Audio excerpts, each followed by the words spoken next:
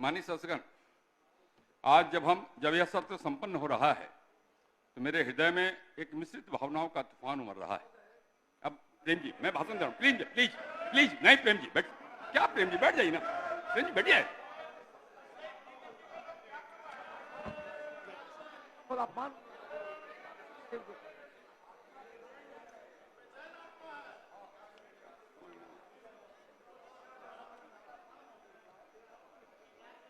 आज जब यह सत्र संपन्न हो रहा है तो मेरे हृदय में एक मिश्रित भावनाओं का तूफान उमड़ रहा है। कहीं संतोष है, कहीं आत्ममंथन और कहीं एक गहरी कृतज्ञता का भाव भी है। यह 5 दिवसीय सत्र जो 21 जुलाई को प्रारंभ हुआ था, हम सबके वर्तमान कार्यकाल का अंतिम सत्र है। इस सत्र में कुल 7 जननायकों के प्रति श्रद्धांजलि अर्पित की गई। वित्तीय वर्ष 2025-26 के प्रथम अनुपूरक व्यय विवरणी का व्यवस्थापन हुआ। इस सत्र में कुल 13 राजकीय विधेयकों को स्वीकृति मिली। इसमें कुल 7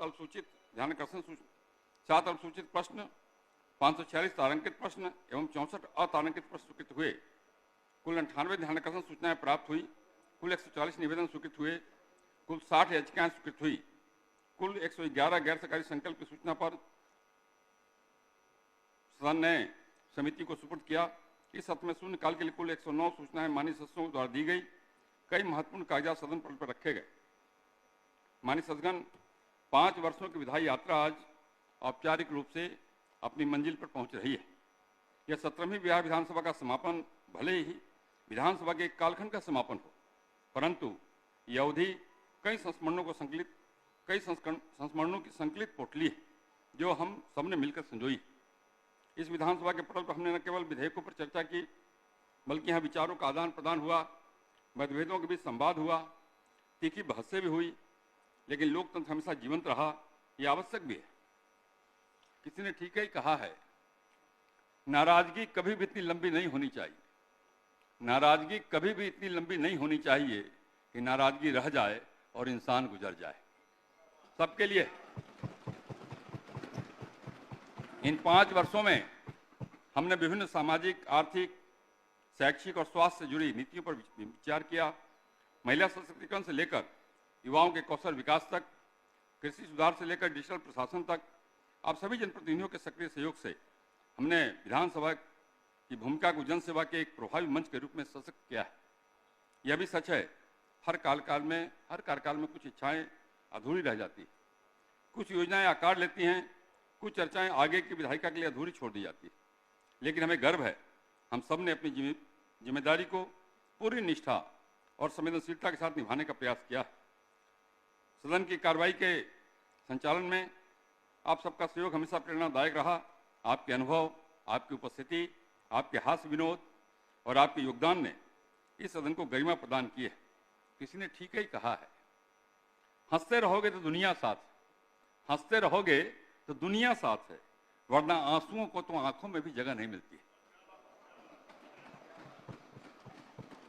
मैं इस अवसर पर विधानसभा सचिवालय के समस्त पदाधिकारियों, कर्मचारियों एवं सुरक्षा कर्मियों, राज्य सरकार के सभी पदाधिकारियों, कर्मचारियों, मीडिया प्रतिनिधियों, सुरक्षा बलों और उन सभी सहयोगी संस्थाओं को भी धन्यवाद देना चाहता हूं, जिनकी सतत सेवा भावना और समर्पण ने सदन की कार्रवाई को निर्बाध, मर्यादित और सुचारू रूप से संचालित करने में सहायता की है।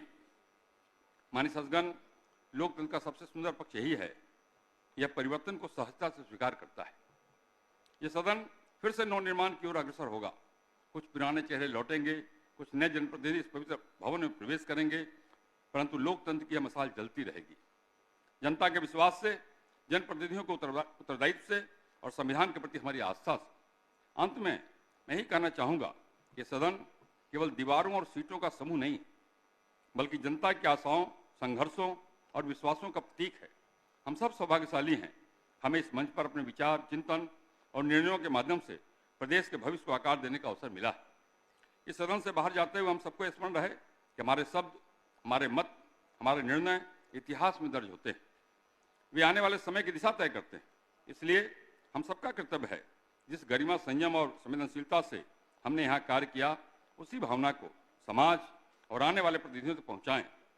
अब जबकि सत्र और इस विधानसभा का कार्यकाल समाप्त हो रहा है, मैं आपसे यह भी कहना चाहता हूँ, इस सदन के संचालन में मेरी बात से, मेरे आचरण से, मेरे व्यवहार से, मेरी वाणी से अगर किसी माननीय सदस्य को कोई कष्ट हुआ हो या वे आहत हुए हों तो मैं इसके लिए आप सबसे क्षमा चाहता हूँ।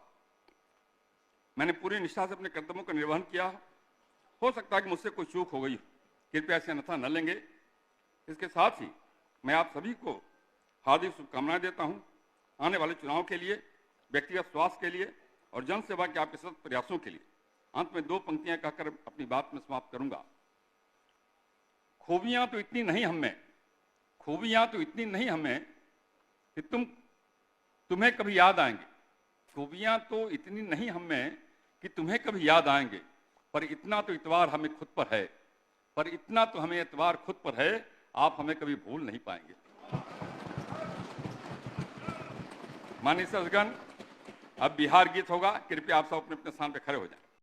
अगर आप ये वीडियो YouTube पर देख रहे हैं तो हमारे चैनल को सब्सक्राइब कर बेल आइकन दबाएं और Facebook पर देख रहे हैं तो हमारे पेज को लाइक करें।